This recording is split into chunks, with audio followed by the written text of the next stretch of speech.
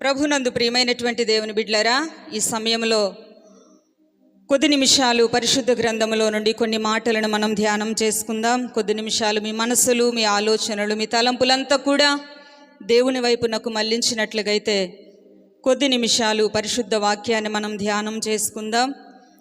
ఈ దినము కొరకు దేవుడు మన కొరకు ఏర్పాటు చేయబడినటువంటి లేఖన భాగము యోహాను సువార్త, క్రొత్త నిబంధనలో నుండి యోహాను రాసినటువంటి సువార్త 17వ అధ్యాయము 20వ వచనము నుండి మనం చదువుకుందాం. మరియు నీవు నన్ను పంపితివని లోకము నమ్మునట్లుగా తండ్రి, నాయందు నీవును నీయందు నేనును ఉన్నలాగున వారును మనయందు ఏకమై ఉండవలనని వారి కొరకు మాత్రము నేను ప్రార్థించుటలేదు. వారి వాక్యము వలన నాయందు విశ్వాసముంచు వారును ఏకమై ఉండవలనని వారి కొరకు ప్రార్థించుచున్నాను.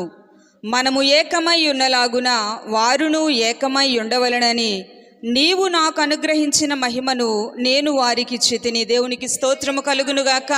హల్లెలూయా. ప్రభునందు ప్రియమైనటువంటి దేవుని బిడ్డలారా, ఈ యొక్క లేఖన భాగాలను గనక మనం పరిశీలన చేసినట్లుగైతే యేసుక్రీస్తు ప్రభు వారి లోకములో శరీరధారిగా జీవిస్తున్నటువంటి దినాలలో రాయబడినటువంటి ఈ మాటలు ఈ యొక్క 17వ అధ్యాయం యోహాను సువార్తలో 17వ అధ్యాయం అంతా కూడా యేసుక్రీస్తు ప్రభు వారు చేసినటువంటి ప్రార్థన. ఇక 17వ అధ్యాయం అంతా కూడా యేసుక్రీస్తు ప్రభు వారి లోకములో జీవించినటువంటి దినాలలో ఆయన చేసినటువంటి ప్రార్థన ఈ యొక్క అధ్యాయం అంతా కూడా వ్రాయబడి ఉంది. దీనిలో 26 వచనాలు మనకు కనిపిస్తుంది. దేవుని బిడ్డలారా, మనము చూసినట్లుగా అయితే మొదటి 5 వచనాలు యేసుక్రీస్తు ప్రభు వారు తన ఏ యొక్క ఉద్దేశమును బట్టి యొక్క లోకానికి పంపించబడ్డారో ఆ యొక్క ఉద్దేశమును బట్టి తండ్రితో ఆయన ప్రార్థన చేసినటువంటి మాటలు మనకు కనిపిస్తూ ఉంది.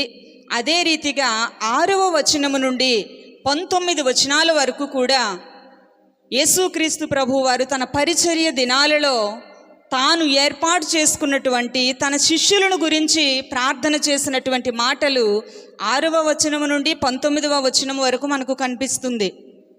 అయితే 20వ వచనము నుండి చివరి 26 వచనాల వరకు కూడా ఆయన రక్తము చేత కడగబడి ఆయన యందు విశ్వాసం ఉంచి నమ్మి బాప్తిస్మం పొందిన విశ్వాసులమైన మనందరి కొరకు యేసయ్య ప్రార్థన చేసినట్లుగా వ్రాయబడింది. దేవునికి స్తోత్రము కలుగునుగాక. ప్రభువునందు ప్రియమైనటువంటి దేవుని బిడ్డలారా, యేసయ్య ప్రార్థన చేసినటువంటి ఆ యొక్క ప్రార్థనలో నుండి కొన్ని మాటలను మనం ఈ సమయంలో ధ్యానం చేసుకుందాం. ఇక్కడ 17వ అధ్యాయము 20 నుండి 22, 23 వచనాలను గనక మనం చదివినట్లుగైతే ప్రభు ఏమని ప్రార్థన చేస్తూ ఉన్నారంటే, మనము ఏకమై ఉన్నలాగున వారును ఏకమై ఉండాలని.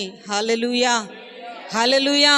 తండ్రి అయినటువంటి దేవునితో యేసుక్రీస్తు ప్రభు వారు ఏ రీతిగా అయితే ఏకమై ఉన్నారో ఆ రీతిగానే ఆయన యందు విశ్వాసం ఉంచి ఆయన రక్తము చేత కడగబడినటువంటి మనము కూడా ఆయనలో ఏకమై ఉండాలని, ఏక మనస్సు కలిగి సంఘము జీవించాలని యేసయ్య మనందరి నిమిత్తము ప్రార్థన చేస్తూ ఉన్నారు. దేవునికి స్తోత్రము కలుగునుగాక. ప్రభువునందు ప్రియమైనటువంటి దేవుని బిడ్డలారా, ఏకమై ఉండడం అంటే ఐక్యత కలిగి ఉండటము.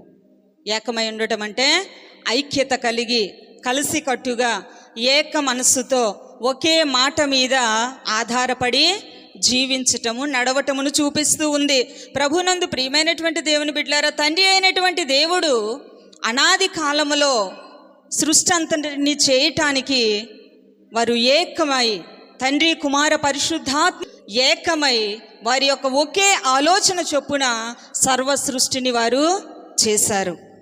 అంతేకాదు, మానవుణ్ణి చేయటానికి కూడా తండ్రి కుమార పరిశుద్ధాత్మ ఏమని మాట్లాడుతారంటే, మన స్వరూపమందు మన పోలిక చొప్పున నరుని చేయుదుము. దేవునికి స్తోత్రము. ఏక మనస్సు ఏకీభవించి మాట్లాడటం అనేది మనకు అక్కడ కనిపిస్తూ ఉంది. తండ్రి అయినటువంటి దేవునితో యేసుక్రీస్తు ప్రభు వారు ఎట్టి సంబంధాన్ని అయితే కలిగి ఉన్నారో అట్టి రీతిగానే సంఘము కూడా ఏక మనస్సు కలిగి ఐక్యత కలిగి జీవించాలని యేసయ్య ఆశిస్తూ ఉన్నారు. దేవునికి స్తోత్రము కలుగును గాక. ప్రభువునందు ప్రియమైనటువంటి దేవుని బిడ్డలారా, యేసుక్రీస్తు ప్రభువు వారు ఈ యొక్క లోకానికి రావటములో కూడా తన చిత్తములో కూడా తండ్రితో ఆయన ఏకీభవించాడు. తండ్రి యొక్క చిత్తాన్ని ఆయన ఏకీభవించి తండ్రి యొక్క ఉద్దేశముతో ఆయన ఏక మనస్సు కలిగి ఈ లోకానికి ఆయన నరావతారిగా వచ్చాడు. దేవునికి స్తోత్రం, హల్లెలూయా. తండ్రి అయినటువంటి దేవుడు నువ్వు ఈ లోకానికి వెళ్ళి సర్వమానవాళి యొక్క రక్షణార్థముని ప్రాణం పెట్టవలసి ఉందనగానే తండ్రి యొక్క మాటతో యేసయ్య ఏకీభవించి ఏక మనస్సు కలిగి ఆ యొక్క మాటను బట్టి ఈ లోకానికి యేసయ్య రావటం జరిగింది. దేవునికి స్తోత్రం. యేసయ్య అదే మాటను అక్కడ ప్రార్థన చేస్తూ ఉన్నారు. తండ్రి, నీవు నేను ఏ రీతిగా ఏకమై ఉన్నామో, ఎట్టి మనస్సునైతే మనము కలిగి ఉన్నామో, ఎట్టి ఉద్దేశాన్నైతే మనము కలిగి ఉన్నామో, ఎట్టి చిత్తాన్నైతే మనము కలిగి ఉన్నామో, నా యందు విశ్వసించినటువంటి ప్రతి ఒక్కరు కూడా ఇటు ఏక మనస్సు కలిగి ఉండాలని యేసయ్య మన అందరి కొరకు కూడా తండ్రి ఎదుట ఆయన ప్రార్థన చేస్తూ ఉన్నారు. దేవునికి స్తోత్రము కలుగునుగాక.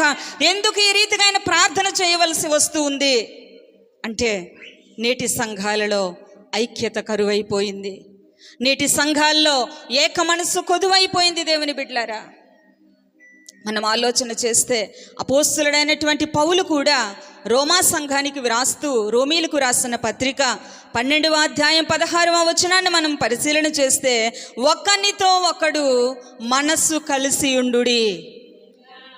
రోమా సంఘానికి పౌలు గారు ఈ రీతిగా వ్రాస్తూ ఉన్నారు, మీరు ఒక్కనితో ఒకడు మనస్సు కలిసి, అంటే ఐక్యత కలిగి ఏక మనస్సు కలిగి అన్ని విషయాలలో మీరు ఐక్యత కలిగి నివసించాలని పౌలు గారు బోధ చేస్తూ ఉన్నారు. హల్లెలూయా, హల్లెలూయా. కొరింథీ సంఘానికి కూడా ఆయన రాస్తూ ఉన్నారు, ఏక మనస్సు గలవారై ఉండుడి. ఏక మనస్సు, ఐక్యత, ఏకీభవించటము.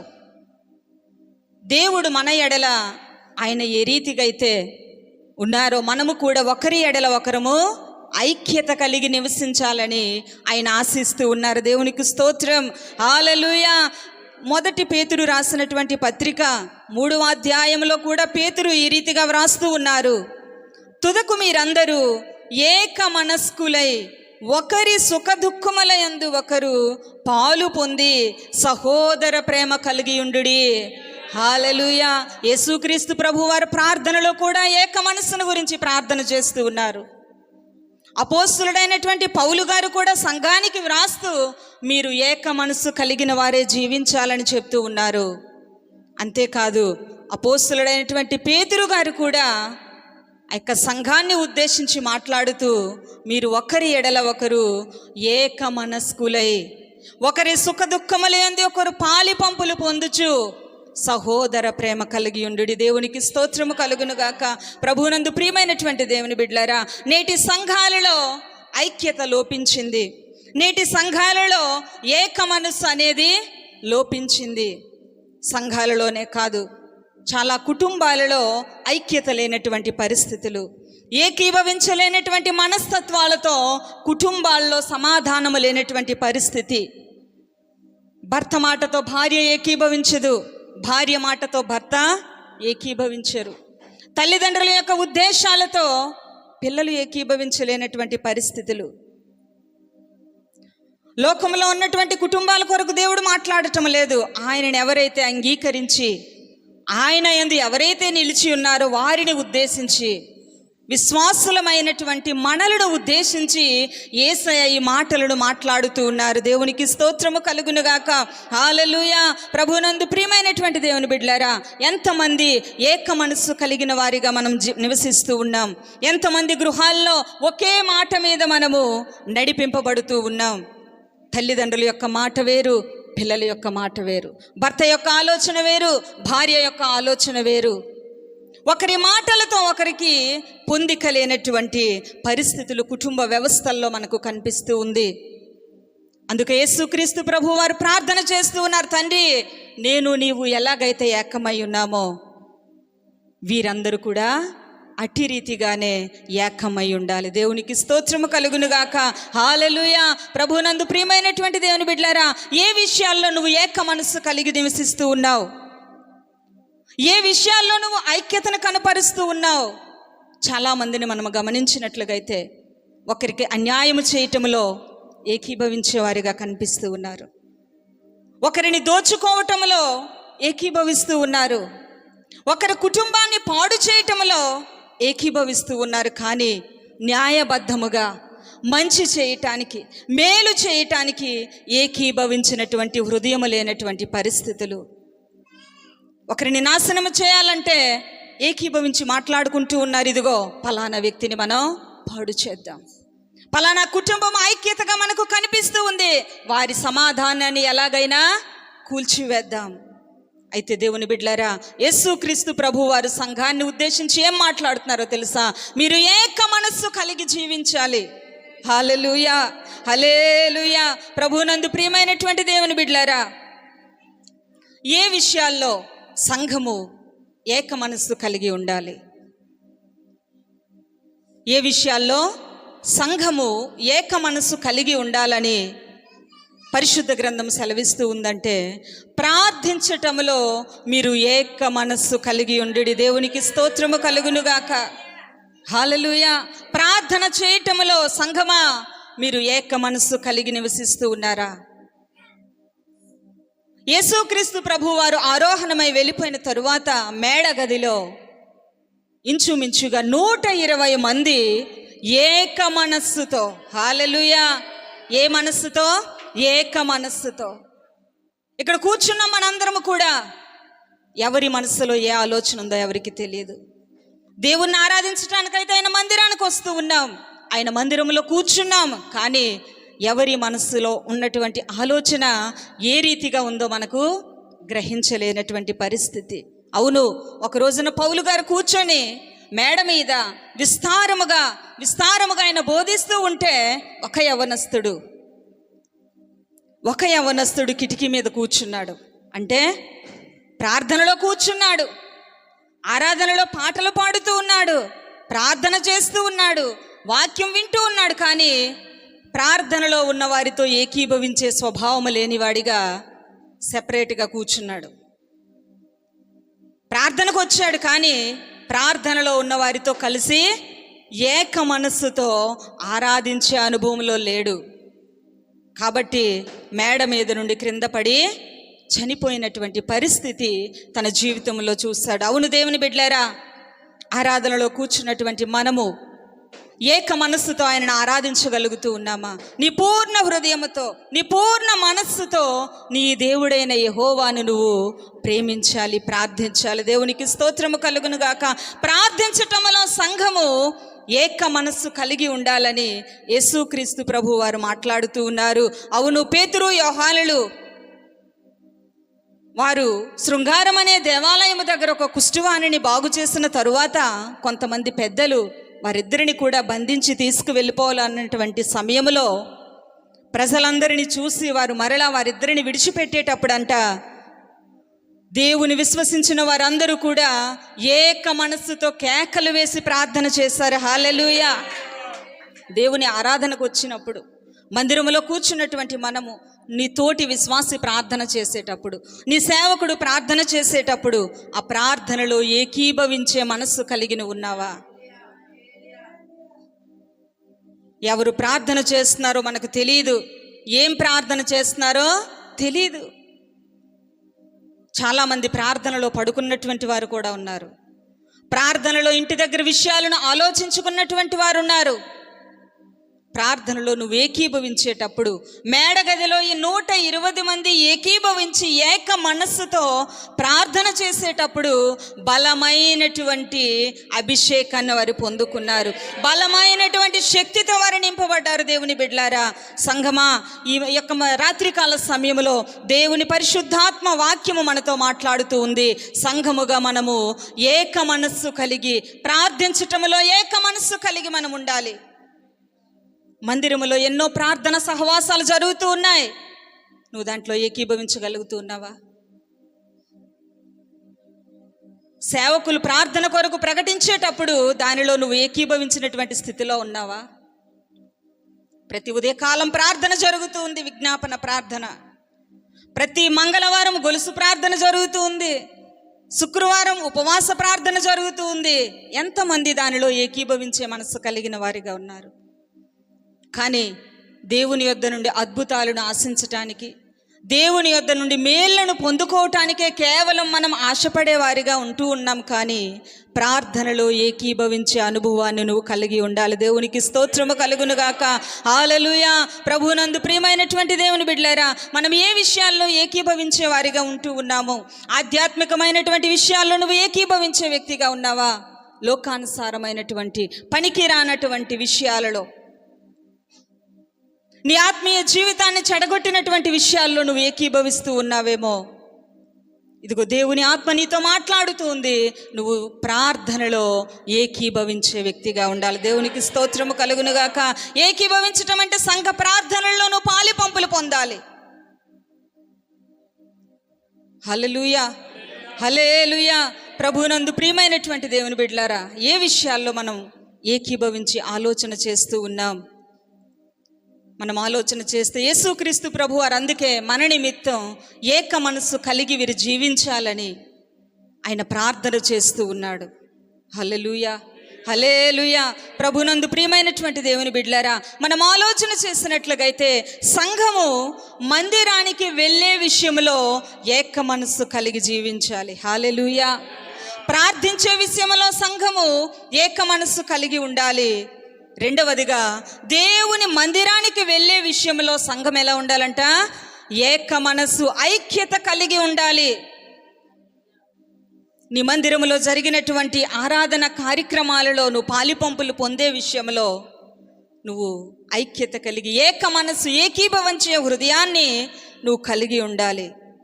వారేక మనస్కులై ప్రతి దినము దేవాలయములో తప్పక కూడుకొనిరి. హల్లెలూయా. ప్రతి దినము కూడుకునేవారంట ఏక మనస్సు కలిగి. వారానికి ఒక రోజు రావటానికే మనకు ఎంతో ఇబ్బందికరమైనటువంటి పరిస్థితులు.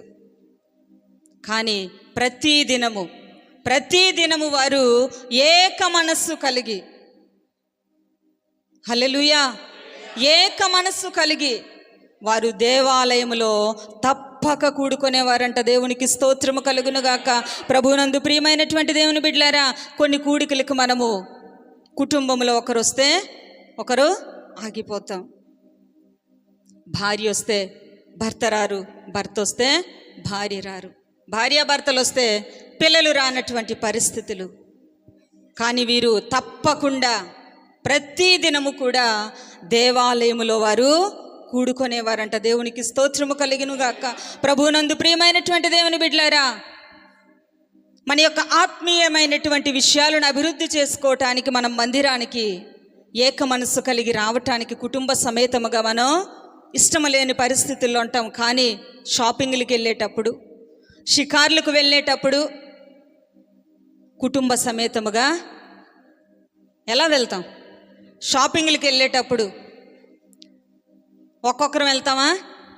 ఒక్కొక్కరం వెళ్ళం. కుటుంబ సమేతముగా మనం ఎంజాయ్ చేయటానికి మనం సమయాన్ని కేటాయిస్తాం, మంచిది. కానీ దేవుని మందిరానికి వెళ్ళేటప్పుడు కూడా నువ్వు ఏక మనస్సు కలిగి ప్రతి దినము తప్పక, అపోస్తలులు ఏ రీతిగా అయితే దేవుని మందిరానికి క్రమము తప్పకుండా వారు వెళ్ళేవారో అట్టి మనస్సు కలిగి నువ్వు జీవించేటప్పుడు దేవుని ఎదుట నుండి నువ్వు ఆధ్యాత్మికమైనటువంటి ఆశీర్వాదాలను పొందుకోగలవు. దేవునికి స్తోత్రము కలుగునుగాక.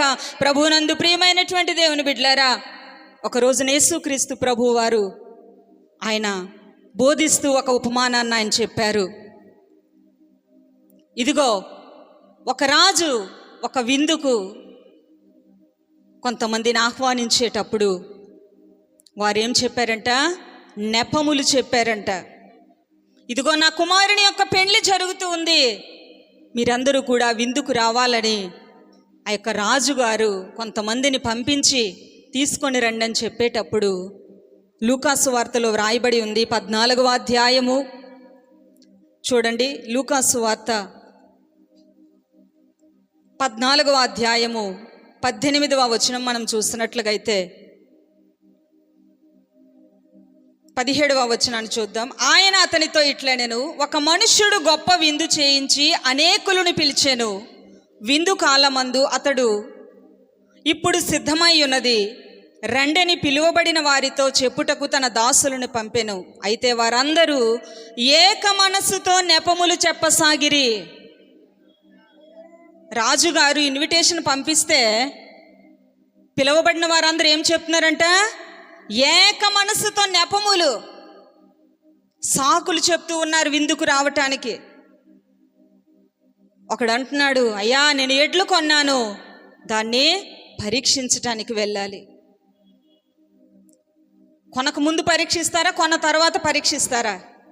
మనం ఏదైనా ఒక వస్తువును కొనేటప్పుడు కొనక ముందే దాని నాణ్యత ప్రతీది కూడా పరిశీలన చేసి మనం కొంటాం. కానీ ఈ వ్యక్తి ఏమని చెప్తూ ఉన్నారంటే, నేను ఈ ఎడ్లు కొన్నాను, దాన్ని పరీక్షించటానికి వెళ్తున్నానని చెప్తున్నాడు.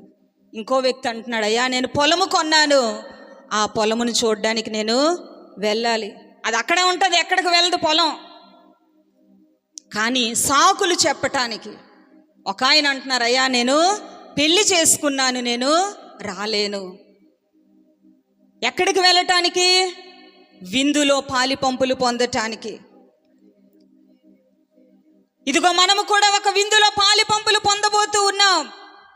దేవునితో యుగ యుగాలు కూడా ఆయన ఉన్నతమైన రాజ్యములో ఆయన భోజనపు బల్ల ఎదుట ఆ విందు కొరకు దేవుడు మనల్ని పిలుస్తూ ఉంటే వీరందరూ ఏం చెప్తున్నారంట? ఏక మనస్సుతో చెప్తున్నారు సాకులు. అక్కడ రాయబడిన 3 వ్యక్తులు కూడా ఏక మనస్సుతో సాకులు. అమ్మా ఎందుకమ్మా రాలేదు మందిరానికి? సాకు. ఎందుకయ్యా రాలేదు మందిరానికి? కారణాలు. కానీ దేవాలయములో ప్రతి దినము కూడా వారు తప్పకుండా కూడుకునే అనుభవాన్ని కలిగి ఉన్నారు. కాబట్టి అద్భుతమైనటువంటి పరిచర్యను వారు చేయగలిగారు. అనేక వేల మంది ఆత్మలను వారు దేవుని కొరకు సంపాదించగలిగారు. దేవునికి స్తోత్రము కలుగును గాక. ప్రభువునందు ప్రియమైనటువంటి దేవుని బిడ్డలారా, దేవుని ఎద్దుకు రావడానికి నువ్వు సాకులు చెప్పే స్థితిలో ఉన్నావేమో, కానీ ఏక మనసుతో దేవుడిని నువ్వు ఆరాధించేటప్పుడు దేవుని యొక్క కనికిరాను నువ్వు పొందగలుగుతావు. దేవునికి స్తోత్రము కలుగును గాక. ఈ యొక్క విందుకు పిలువబడినటువంటి వారు వీరందరూ సాకులు చెప్పే విషయంలో ఏక మనసు కలిగి ఉన్నారు. మనము చెప్పిన సాకు కాకుండా మనతో ఉన్నవారికి కూడా చెప్పు, మనం ఎక్కడికి వెళ్ళాము? అవునయ్య గారు అందుకే రాలేదు, చెప్పమ్మా. ఏకీభవించటము, సాకులు చెప్పటానికి, అబద్ధాలు చెప్పటానికి, నెపములు చెప్పటానికి నువ్వు ఏకీభవిస్తూ ఉన్నావేమో. దేవుడు నీకు పిలుపునిచ్చేటప్పుడు, దేవుడు నీకు ఆహ్వానాన్ని ఇచ్చేటప్పుడు ఆహ్వానాన్ని నువ్వు నిర్లక్ష్యం చేసే స్థితిలో ఉన్నావేమో. జ్ఞాపకము చేసుకో. దేవునికి స్తోత్రము కలుగునుగాక. ప్రభువునందు ప్రియమైనటువంటి దేవుని బిడ్డలారా, సంఘము ఏ రీతిగా ఏక మనస్సు కలిగి ఉండాలని యేసుక్రీస్తు ప్రభు వారు ప్రార్థన చేస్తూ ఉన్నారంటే, దేవుని వాక్యమును విని గ్రహించటంలో ఏక మనస్సు కలిగి ఉండాలి. దేవునికి స్తోత్రం. హల్లెలూయా, హల్లెలూయా. దేవుని వాక్యముని ఎదుట విత్తబడుతుండేటప్పుడు, దేవుని ఆత్మ నీతో మాట్లాడేటప్పుడు దాన్ని నువ్వు ఏ రీతిగా గ్రహించాలంట? ఏక మనస్సుతో. ఈ ఏక మనస్సు ఎలాగొస్తుంది మనకి? ఒకే రక్తం చేత కడగబడ్డాం, ఒకే ఆత్మను పొంది ఉన్నాం, ఒకే గిన్నెలోనిది తింటున్నాం, ఒకే గిన్నెలోనిది త్రాగుతున్నాం. కాబట్టి ఈ ఏక మనస్సును దేవుడు తన పరిశుద్ధాత్మ ద్వారా మనందరికీ కూడా అనుగ్రహించాడు. కానీ మన మానవ బలహీనతలను బట్టి, మన మానవ ఆలోచనలను బట్టి ఈ ఏక మనస్సు నుండి దూరం అయిపోయి అసూయ చేత, కలహముల చేత మన యొక్క హృదయంలో నుండి దాటిని మనం తొలగించుకొని మనం వేరుగా మనం జీవిస్తూ ఉన్నాం. హల్లెలూయా. దేవుడు ఒకే రీతిగా మనందరికి ఇచ్చాడు. ఒకే రక్తములో మనందరము కూడా కడగబడ్డాం. ఒకే ఆత్మను మనము కలిగి జీవిస్తూ ఉన్నాం. కాబట్టి ఏక మనస్సుతో ఫిలిప్పు తన పరిచర్య చేసినటువంటి దినాలలో ఆయన దేవుని గురించి బోధిస్తూ ఉంటే విన్నవారందరూ కూడా ఏక మనస్సుతో దేవుని వాక్యము యందు లక్ష్యం ఉంచారంట. దేవునికి స్తోత్రము కలుగును గాక. హల్లెలూయా. దేవుని ఆత్మ నీతో సూటిగా మాట్లాడేటప్పుడు ఏక మనస్సుతో నువ్వు దేవుని వాక్యాన్ని అంగీకరించగలుగుతూ ఉన్నావా? మనస్సులో నువ్వు అనేకమైనటువంటి వ్యర్థమైన తలంపులతో నువ్వు కూర్చొని ఉంటే వాక్యము నీకు ఒకలా అర్థమవుతుంది, నీ పక్కనున్న వారికి ఒకలా అర్థమవుతుంది. నువ్వు ఒకే ఆత్మతో నింపబడి ఒకే బల్లలోనిది మనం తింటున్నాము, త్రాగుతున్నాము కాబట్టి మనము ఏక మనస్సు కలిగి దేవుని సన్నిధానంలో కూర్చుంటే అందరికీ ఒకేలాగా దేవుడు మాట్లాడగలుగుతాడు. దేవునికి స్తోత్రము కలుగునుగాక. హల్లెలూయా. ఫిలిప్పు చేసినటువంటి బోధల యందు ఏక మనస్సుతో వారందరూ లక్ష్యం ఉంచేటప్పుడంట ఆ పట్టణములో అద్భుతములు, ఆశ్చర్య కార్యములు, దయ్యముల నుండి విడుదల, రోగముల నుండి విడుదల జరిగిందంట. దేవునికి స్తోత్రము కలుగునుగాక. హల్లెలూయా. పరిచర్యలో అద్భుతములు, ఆశ్చర్య కార్యములు జరగాలంటే సంఘములో ఐక్యత అవసరము. ఐక్యతను పాడు చేయటానికి అపవాది ఎల్లప్పుడూ కూడా వాడి ప్రయత్నాలు వాడు చేస్తూనే ఉంటాడు. సమాధానము లేకుండా, ఒకరితో ఒకరికి పొత్తు లేకుండా.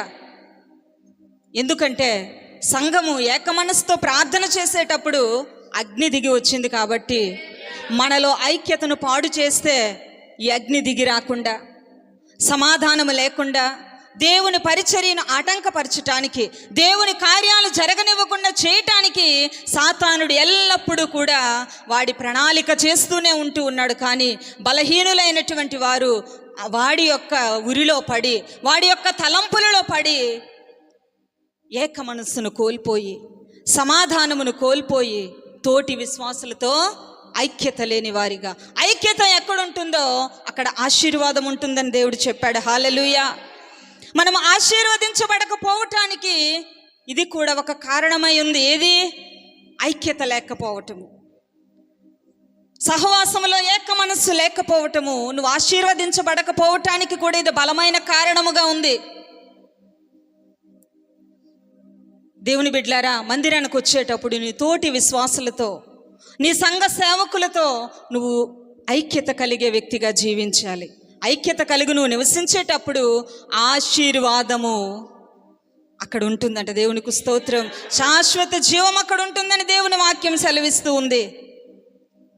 ఆశీర్వాదాలు మనం పొందుకోవాలంటే, ఆ శాశ్వత జీవంలో మనం నిలవబడాలంటే మనకు ఐక్యత ఎంతైనా అవసరము. క్రైస్తవులముగా మనల్ని చూసినటువంటి ఈ ఐక్యత లోకముల అనేకులకు సాక్ష్యముగా నిలవబడుతూ ఉంది. హల్లెలూయా. ప్రభునందు ప్రియమైనటువంటి దేవుని బిడ్డలారా, దేవుని వాక్యం మీద నువ్వు లక్ష్యం ఉంచేటప్పుడు నీ జీవితంలో దేవుడు అద్భుతాలు చేస్తాడు. ఒక రోజున మోషే నాయకత్వం క్రింద ఇశ్రాయేలు ప్రజలు నడిపించబడేటప్పుడు ఒక సమూహము మోషేకి వ్యతిరేకముగా లేచింది. ఇదిగో మోషే, నీతోనే దేవుడు మాట్లాడుతున్నాడా? నువ్వే నాయకుడుగా ఉండి నడిపించాలని దేవుడు చెప్పాడా? కాదు, ఇదిగో మేము కూడా నాయకత్వం వహిస్తాము, మాతో కూడా దేవుడు మాట్లాడుతాడని కొంతమంది వ్యక్తులు సేవకునికి వ్యతిరేకముగా, దేవుని మాటకు వ్యతిరేకముగా వారు లేచేటప్పుడు దేవుని శిక్ష వారి మీదకి దిగి వచ్చింది. దేవుని యొక్క కోపం వారి మీదకి దిగి వచ్చేటప్పుడు భూమి నోరు తెరిచి వారిని లోపలికి తీసుకువెళ్ళిపోయింది. దేవుని బిడ్డలారా, దేవుని మాటకు వ్యతిరేకముగా నువ్వు లేస్తే, సంఘములో దేవుడు నీతో మాట్లాడేటప్పుడు, నీ ఆత్మీయ నాయకుని ద్వారా దేవుడు నీతో మాట్లాడేటప్పుడు ఆ మాటకు నువ్వు ఏకీభవించవలసిన వాడవై ఉండాలి. దేవునికి స్తోత్రము కలుగునుగాక. హల్లెలూయా. ప్రభువునందు ప్రియమైనటువంటి దేవుని బిడ్డలారా, సంఘము ప్రార్థించటములో ఏక మనస్సు కలిగి ఉండాలి. దేవుని మందిరానికి వెళ్ళటంలో ఏక మనస్సు కలిగి ఉండాలి. అంతేకాదు దేవునికి ఇవ్వటములో కూడా ఏక మనస్సు కలిగి ఉండాలి. దేవునికి స్తోత్రము కలుగునుగాక. సంఘముగా కూడుకున్నటువంటి మనము దేవునికి ఇవ్వటములో, దేవుని వాక్యం మాట్లాడుతుంది, ఇది మన సొంత మాటలేమి కాదు దేవుని బిడ్డలారా. వారందరూ కూడా వారికి కలిగినదంతా ఏక మనస్సుతో దేవుని సేవకులు పాదముల యొద్ద పెట్టారంట. ఆదిమ కాలములో దేవునికి స్తోత్రము కలుగును గాక. మాకు కలిగి ఉన్నదంతా కూడా వారు భూములను అమ్మి, ఇండ్లను అమ్మి దేవునికి ఇవ్వటంలో వారు ఏం చూపించారు? ఏక మనస్సు. అన్ని వేల మంది ప్రజలు ఒక్కరిలో కూడా ఎటువంటి చెడు ఆలోచన వారికి రాలేదు. ఎవరిలో కూడా ఇవ్వకూడదు అన్నటువంటి ఆలోచన వారికి రాలేదు. కానీ దేవుని బిడ్డలారా, వారందరిలో కూడా దేవుని ఆత్మ ఒకేలాగా పనిచేయటం కారణమును బట్టి అందరూ ఏక మనస్సుతో ఒక కలిగి ఉన్నదంతా కూడా సేవకుల పాదముల యొద్ద పెట్టివేశారు. హల్లెలూయా, హల్లెలూయా. ప్రభువునందు ప్రియమైనటువంటి దేవుని బిడ్డలారా, దేవునికి ఇవ్వటము విషయంలో నీతోటి విశ్వాసతో నువ్వు ఏకీభవించగలుగుతూ ఉన్నావా? సంఘముతో నువ్వు ఏకీభవించగలుగుతూ ఉన్నావా? అపోస్తలుల పాదముల యొద్ద వీరందరూ కూడా వారికి కలిగినదంతా కూడా ఏక మనసుతో ఉంచారు. వారి వారి అక్కర కొలది ప్రతి ఒక్కరికి సహాయం చేస్తూ పరిచర్యలో వీరు ముందుకు కొనసాగుతున్నటువంటి పరిస్థితులు మనకు కనిపిస్తూ ఉంది. దేవుని బిడ్డలారా, నేటి సంఘాల్లో విశ్వాసులమైనటువంటి మనము దేవునికి ఇవ్వటము విషయంలో సనిగేవారిగా, అభ్యంతరపడేవారిగా, ఇచ్చేవారికి ఆటంకపరిచేవారిగా ఉండకూడదని దేవుని వాక్యం సెలవిస్తూ ఉంది. హల్లెలూయా. కాబట్టి ప్రభువునందు ప్రియమైనటువంటి దేవుని బిడ్డలారా, ఆదిమ అపోస్తలుల పరిచర్య దినాలలో ఒక సంఘటనను మనము జ్ఞాపకము చేసుకుంటే, అననీయ సప్పీరా అనబడినటువంటి ఇద్దరు భార్యాభర్తలు సంఘములో వీరందరూ కూడా దేవుని యొక్క సేవకుల దగ్గరికి తీసుకొచ్చినటువంటి కానుకలను చూసి, వారి యొక్క సమర్పణను చూసి వీరు కూడా అనుకున్నారు, మనము కూడా మనకున్నటువంటి పొలాన్ని అమ్మి ఆ యొక్క వచ్చినటువంటి ధనాన్ని దేవుని సేవ కొరకు మనం సమర్పిద్దాం. మంచిది, దేవునికి స్తోత్రం. అయితే దేవుని బిడ్డలారా, అమ్మిన తరువాత దురాలోచన వారి హృదయాల్లోనికి చోటు చేసుకుంది. ధనాపేక్ష సమస్తమైన కీడులకు మూలము. దాన్ని ఆశించి కొంతమంది విశ్వాసము నుండి తొలగిపోయారంట. దేన్ని ఆశించి? ధనాన్ని ఆశించి. అయితే వీరిద్దరు భార్యాభర్తలు ఏకమై పొలం అమ్మారు. కానీ వచ్చిన ధనాన్ని ఇచ్చే విషయంలో వీరి యొక్క ఆలోచన మారిపోయింది. ఇవ్వాలని ఏ రీతిగా అయితే ఏక మనసు కలిగి ఆలోచన చేశారో, ఇవ్వకూడదని కూడా వీరిద్దరూ ఏకీభవించుకొని అమ్మిన దానిలో కొంత వీరు ఉంచుకొని కొంత అపోస్తలుల దగ్గరికి తీసుకొని వెళ్ళారు. దేవుని బిడ్డలారా, పేతురు అంటాడు, ఎందుకు మీరు ఆత్మను మోసము చేయటానికి ఈ రీతిగా ఏకీభవించారు? దేవునికి ఇవ్వటం విషయంలో వారి యొక్క ఏక మనస్సు దేవుని యొద్ద నుండి మరలా ఇవ్వాలనుకున్న దాన్ని ఆపివేయటానికి. చాలాసార్లు దేవుని ఆత్మ నిన్ను ప్రేరేపించినప్పటికీ కూడా ఎందుకు ఇవ్వాలే, దేవుని పరిచర్య కొరకు దేవుడు ఇవ్వడానికి నీకు అవకాశం ఇచ్చేటప్పుడు, దేవుడు నిన్ను వాడుకోవడానికి ఇష్టపడేటప్పుడు ఆ యొక్క మాటకు నువ్వు లోబడకుండా వీరు వారి జీవితాల్లో భయంకరమైనటువంటి మరణానికి గురైపోయారు, ఇద్దరు భార్యాభర్తలు కూడా. హల్లెలూయా, హల్లెలూయా. ప్రభునందు ప్రియమైనటువంటి దేవుని బిడ్డలారా, అననీయ సప్పీరాలు వారి జీవితాల్లో భయంకరమైనటువంటి నష్టాన్ని చూడటానికి గల కారణం ఏంటో తెలుసా? దేవునికి ఇవ్వటం విషయంలో వెనుదీశారు. ఇవ్వాలని ఏకీభవించారు, మరలా కొంత దాచుకొని కొంత తెచ్చి.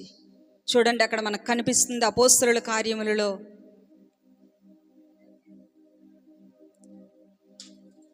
అపోస్తలుల కార్యములు 4వ అధ్యాయం మనం చూసినట్లుగైతే పేతురు వారితో మాట్లాడుతూ,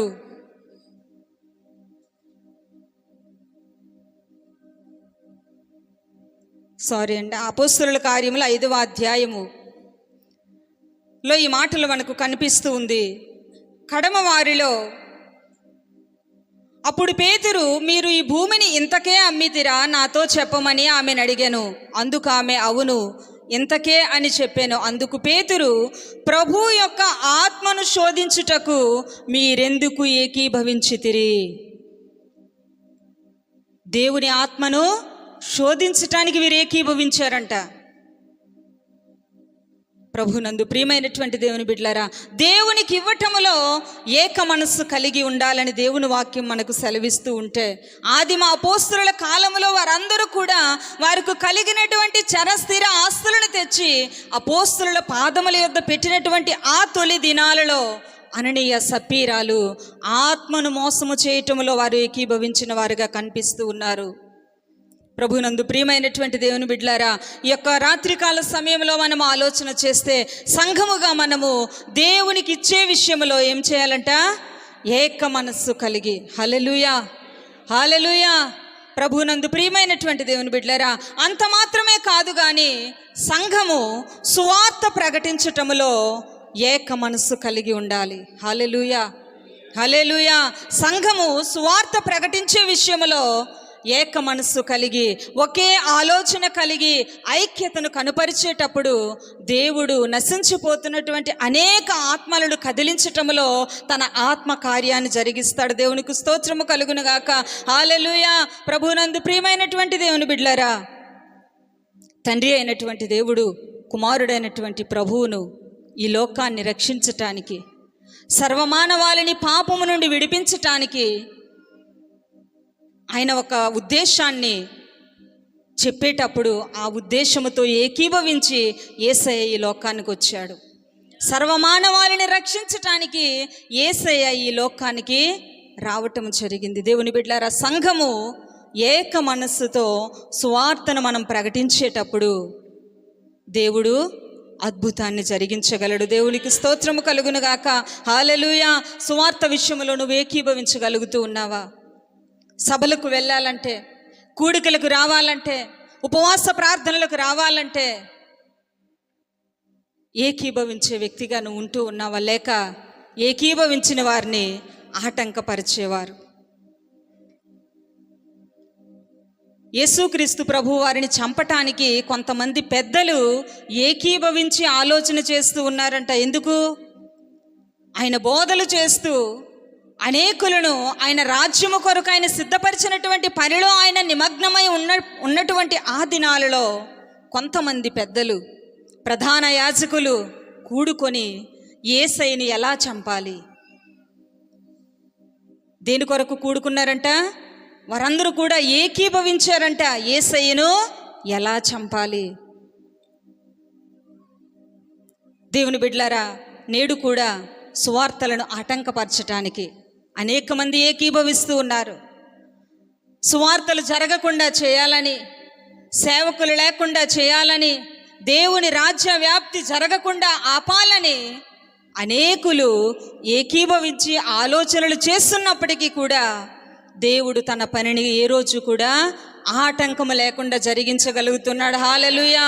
కాబట్టి ప్రభునందు ప్రియమైనటువంటి దేవుని బిడ్డలారా, దేవుని యొక్క సువార్త ప్రకటనలో సంఘము ఏకీభవించేదిగా ఉండాలి.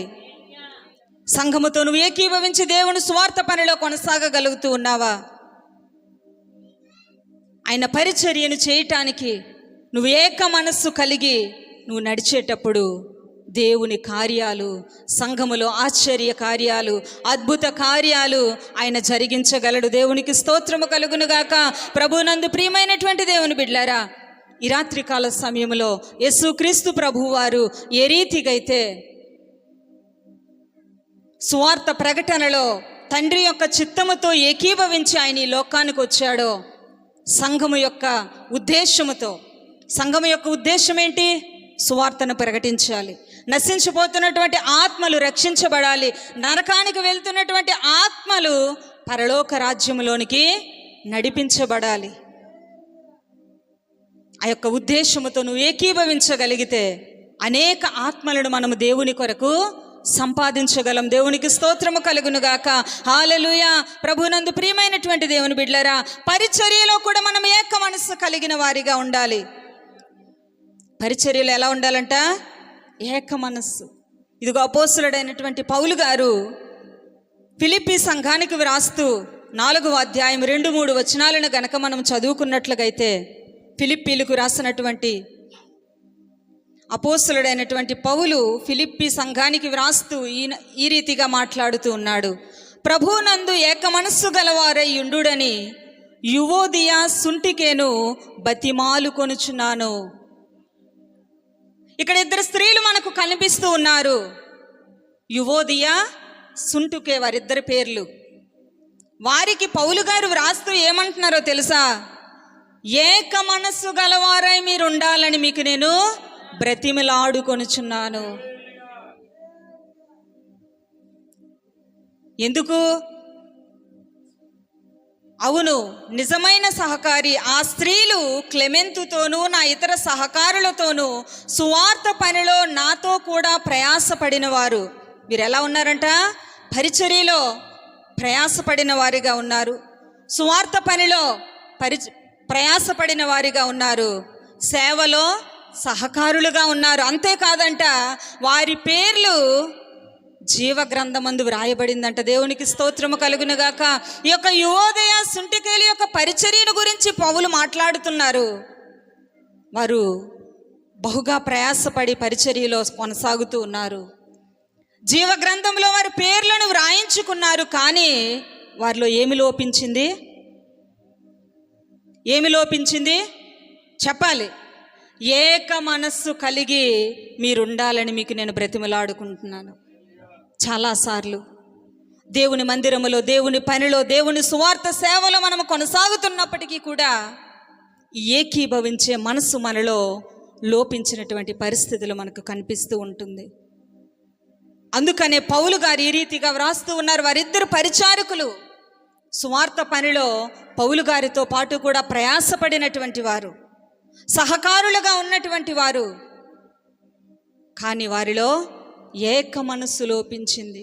దేవుని బిడ్డలారా, మనం పరిచర్యలో కొనసాగుతున్నప్పటికీ, సువార్త పనిలో కొనసాగుతున్నప్పటికీ మనలో ఏకీభవించే మనస్సు లేకుండానే మనం నడుచుకుంటూ ఉన్నామేమో. ఇదిగో దేవుడు మనతో మాట్లాడుతూ ఉండగా, సంఘముగా మనము కూడి ఉన్నటువంటి మనలో ఐక్యత, ఏక మనస్సు కలిగి మనము జీవించాలని పరిశుద్ధాత్మ దేవుడు మనతో మాట్లాడుతూ ఉన్నాడు. ఎందుకంటే ఏక మనస్సు కలిగి సంఘము ప్రార్థించేటప్పుడే దేవుడు అద్భుతాలు జరిగిస్తాడు. ఐక్యత ఎక్కడుంటుందో శాశ్వత జీవం అక్కడ ఉంటుంది, ఆశీర్వాదం అక్కడ ఉంటుంది. దేవుని బిడ్డలారా, కాబట్టి సంఘముగా కూడుకున్నటువంటి మనము ప్రార్థనలోను, దేవునికి ఇవ్వటములోను, దేవుని యొక్క స్వార్థ పని జరిగించటములోను, పరిచర్యలోను ఏక మనస్సు కలిగి, ఏక మనస్సుకు వ్యతిరేకముగా మనలో ఏది కూడా పని చేయకుండా, మనలో ఉన్న ప్రతి మానవ బలహీనతలను దేవుడు ఈ క్షణమందు మనలో నుండి దూరపరచులాగన మనందరము కూడా తలలు వంచి కళ్ళు మూసుకున్నట్లుగైతే ప్రార్థన చేసుకుందాం.